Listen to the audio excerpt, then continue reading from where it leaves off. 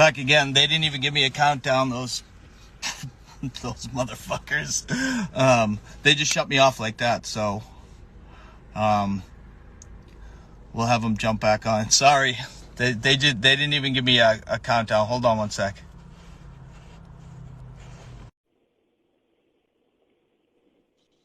Okay. Hey, Wow. they just kicked me right. Technology. Yeah, usually there's a timer up here, and they literally just they they just kicked me off. So I apologize about that. Yeah.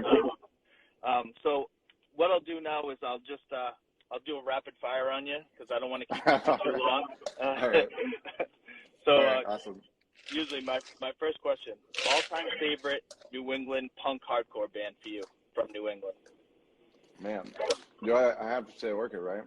Well, you don't have to say Orchid, but you can say Orchid. God, I mean, I might have to say them because I'm not sure I can think of another one. Yeah, I'm trying to jog my memory. Who else is from there? I mean, I hear a lot of. This is like sacrilege. Yeah, right? I hear a lot of Converge. Some people say Cave In. Some people say SSD. Some people say Daughters from Providence. Yeah. I've literally never heard any of those bands. I know it's crazy. I've never heard Converge. I mean, I'm sure I have, but I guess I'll stick with the Orchid. All right. Yeah. All right. My second question: what was the first punk hardcore show you attended?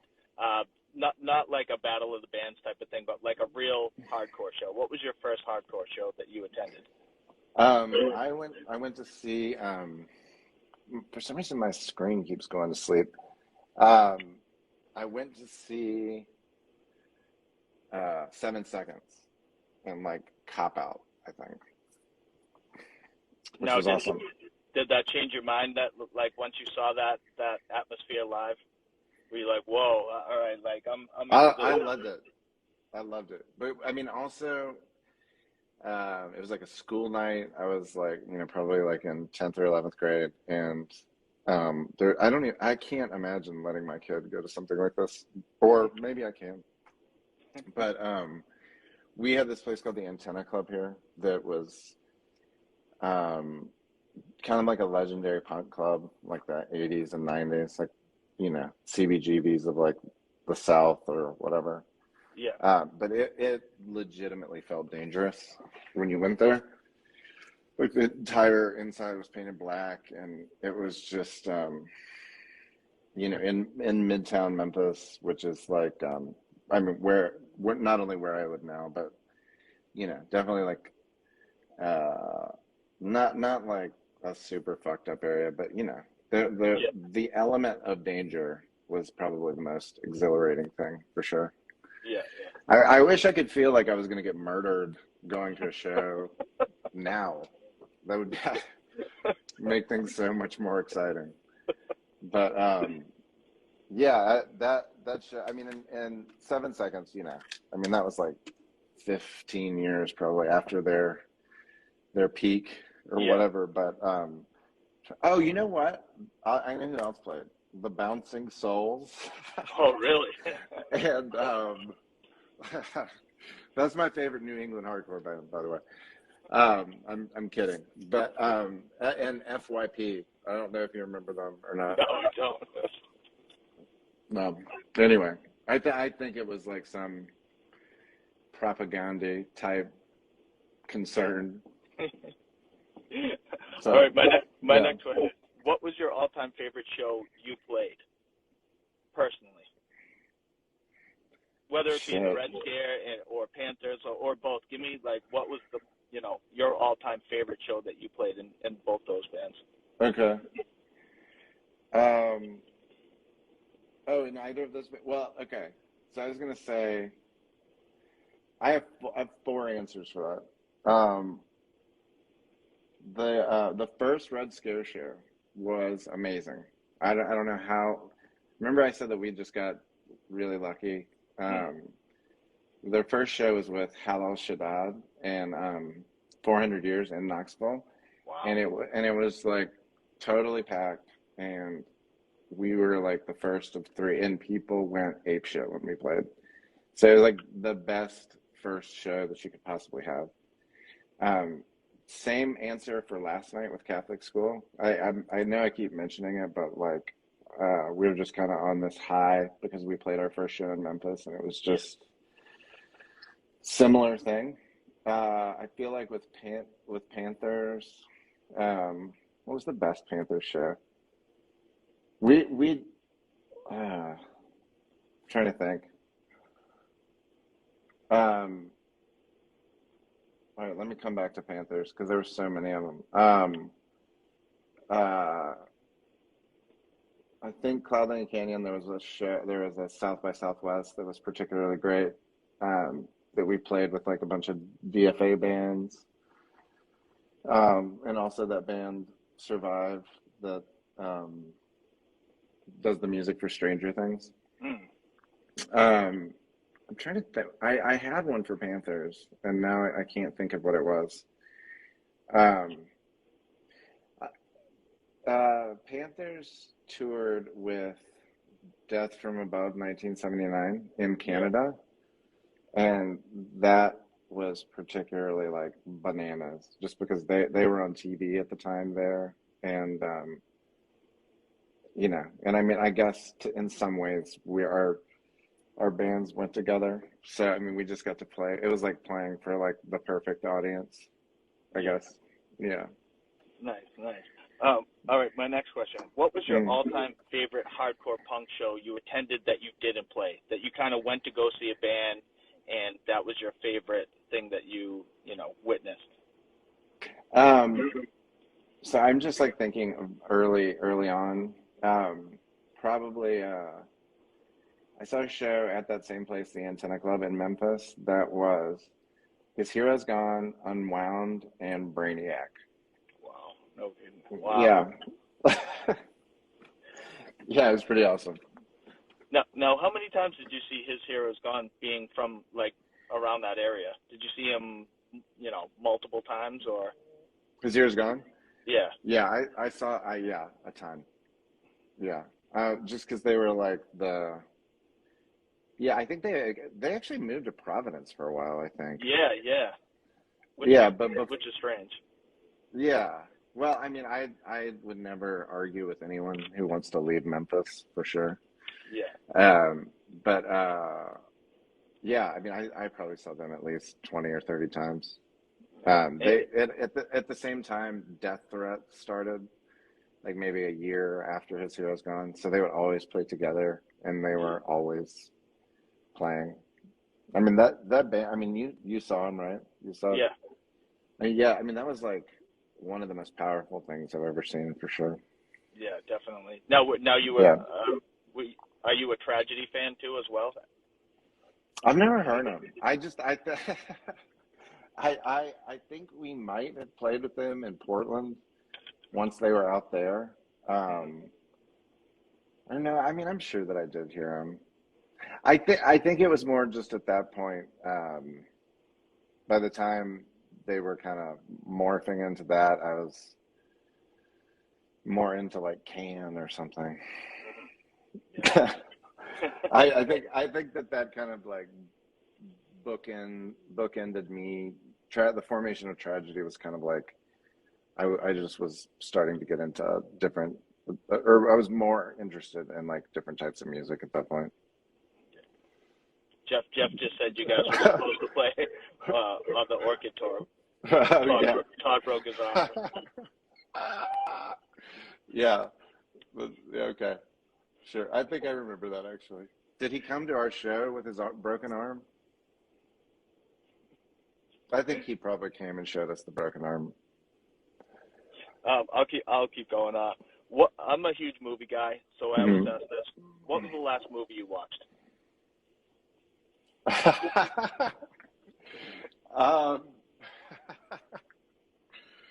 Oh my God. Oh shit. Oh well. I was trying to think of another movie, so I didn't have to say this. But my son really wanted to go. My girlfriend and I took my son to see Jackass Forever. Oh, you did. Yeah. a few days ago. Jeff said, okay, yes, and he used to wear Dinosaur Jr. shirts. Um, I'll tell. Okay, just to elaborate on what he's saying. So Todd and his brother Paul, who I think I saw you were like interviewing, remember to mention this to him.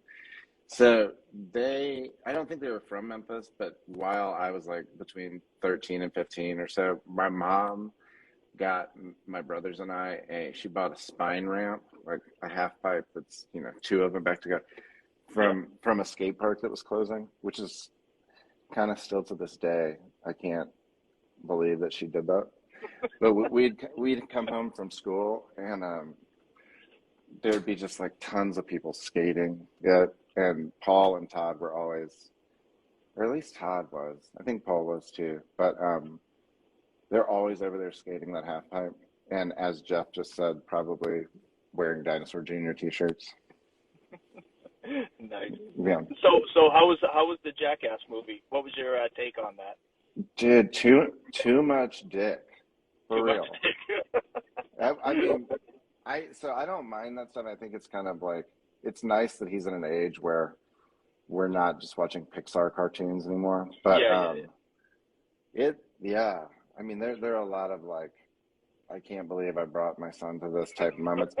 My son was actually telling my girlfriend to cover her eyes.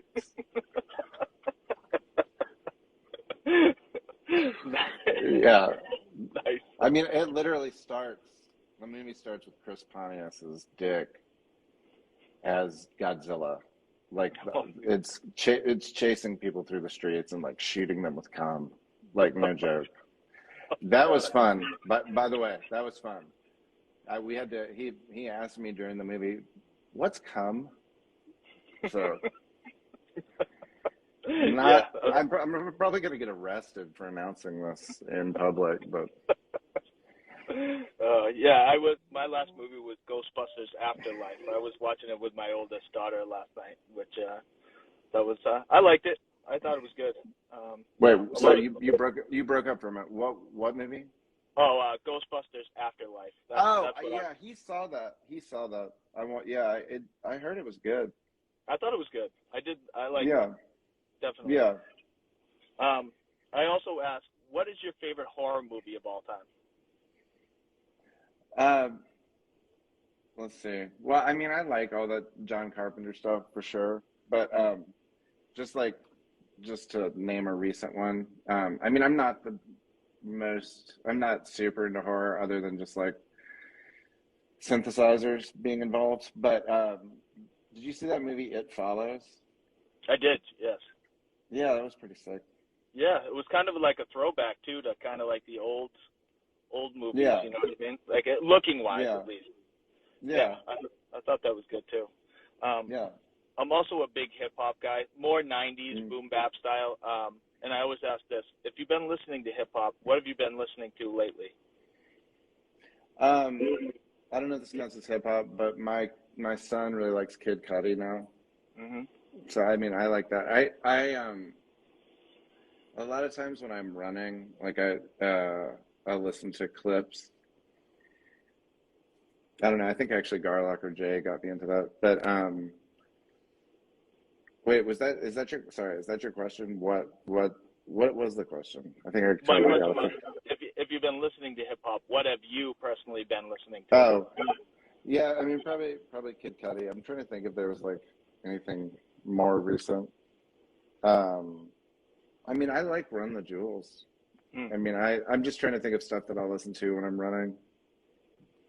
Now, back in the day, were you like were you listening to Public Enemy and De La Soul and A Tribe Called Quest?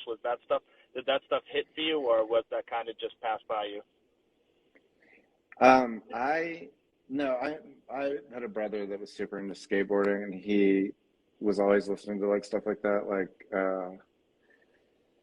what was that group that like Tribe Called Quest was, that like crew that they were involved in? I'm trying to think of, like, was it like the Beat Nuts that were also in? If you have no idea what I'm talking about, it's okay. I know who the Beat Nuts are. Yeah. There's like some crew that all skateboard kids like. like that included those two things. I never really like hip hop that much. That's like thinking man's hip hop. I like more just like commercial banger or like whatever NWA. Yeah, yeah. Yeah. And my last question is, favorite song to play live for you, the Red Scare, Panthers, and your and any of your new bands that you're doing right now. God, like literally any of the Red Scare bands. I mean, or any of the Red Scare songs. I mean, I'll just say like the first song on the first LP, maybe. I forget what that's called. Automate and Section. Or like there's a song called Crushing Blows that I think is like really heavy that I like. But Panthers. I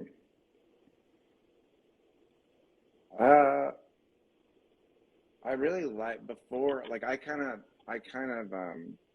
left the group right before our last album, but like a lot of the songs that we were doing there that were like heavier, like kind of like riffy, like kind of Black Sabbath-ish, or Yeah. you know, whatever sounding. Those or I think the song like Don't Be a Dick is a good That's Panthers a good one. song. Yeah. Yeah. That's a good song. Yeah. Yeah, I like that one. And what about your newer projects? There's a song off the second Club Band LP called Lion Light that doesn't have vocals, so it's a lot more fun to play. I'm always trying to with that stuff. I'm always like trying to figure out a way to pass the vocals off to somebody else because I have so much ground to cover with like electronic stuff. But yeah, Lion Light is like the title track for our second LP. And what about Catholic School?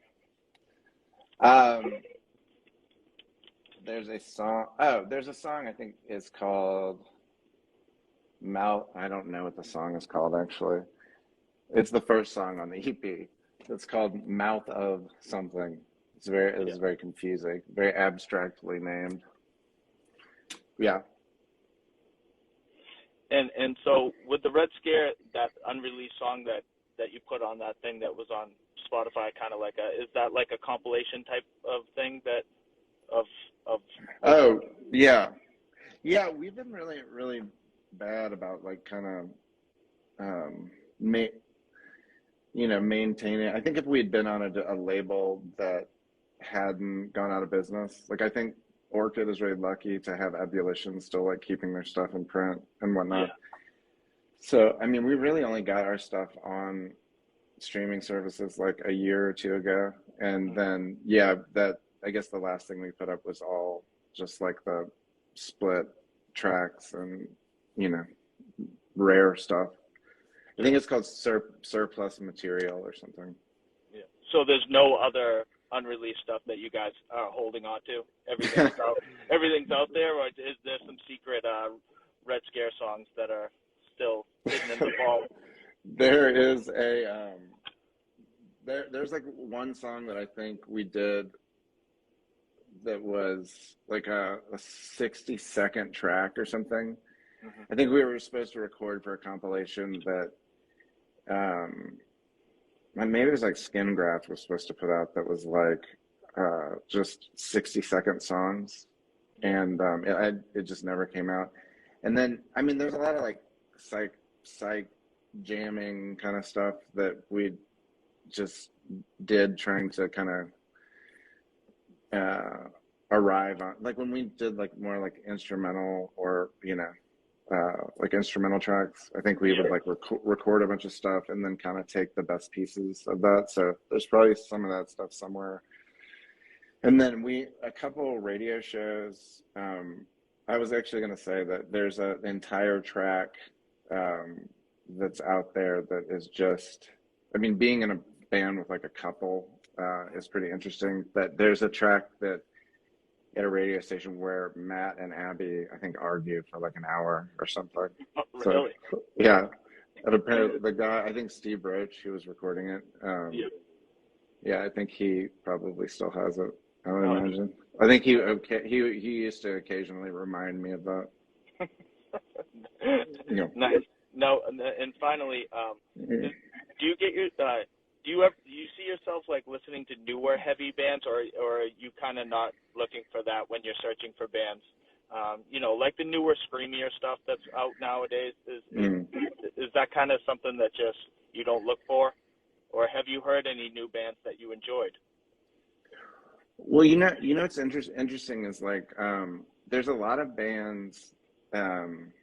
Like I mean, I guess that band Catholic School is kind of like shoegazy to some degree, and there's like I feel like there's a lot of bands that we're playing with, or that I'm discovering that are either like ex-hardcore people doing stuff like that, but then also that kind of crosses over to like heavier stuff. Yeah. And I'm trying to think of. There's a band called Lacing from Chattanooga that is kind of fits that, but there's one. I'd have to like look on my phone. There's some. Oh, what is it called? Cloakroom. Have you heard that? No. What's that sound like? It's just like heavier, like screamier, kind of shoegazy kind of stuff. So Interesting. yeah, it's. I feel like there's more of a. It seems like people are more interested in stuff like that, or it does not seem like people are more interested in hardcore lately than they have been, or screamy type stuff. Yeah. Than they have been in a while. Yeah.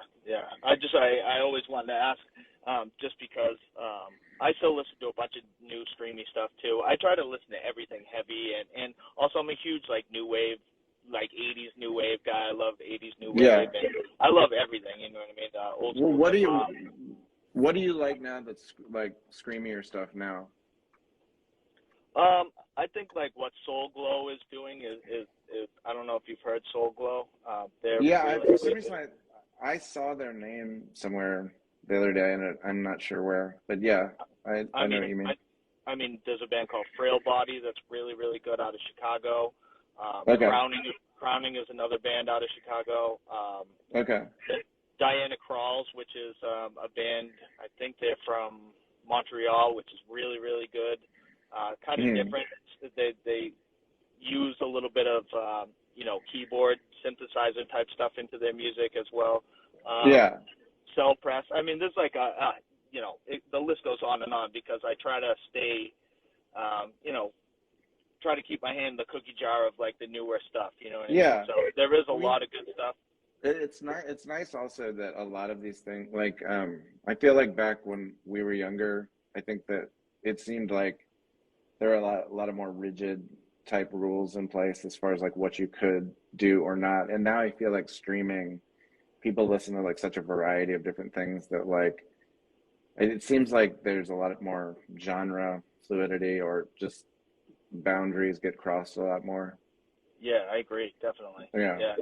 It's almost, it reminds me of back in the late 90s and early 2000s, like what's going on now with the younger generation of kids that are in screamier bands that are trying to, not sound like that cookie cutter screamo band that everybody loved back in the day. That kind of, it sounds different now, but still very pleasing to the ear for somebody that likes that type of stuff.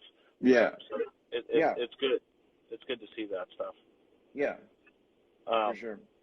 I don't want to keep you too long, so I want to thank you again for doing this. Yeah, man. I was stoked on this. It was fun. It was definitely fun talking to you. Yeah. So I'll like when they shut me off this last time, hopefully it's saved onto my my reels. I'm hoping. Okay. But thanks again. And man. Thanks for having me. This, I'll throw it up on YouTube and I'll send you a link and stuff like that. Awesome. And keep in touch. I'll send you some bands that you might want to listen to on the screamy side of things. And I would love that. Let's stay in touch. All right, awesome, man. Thanks so much. Thanks, Kip. Bye. Take it easy.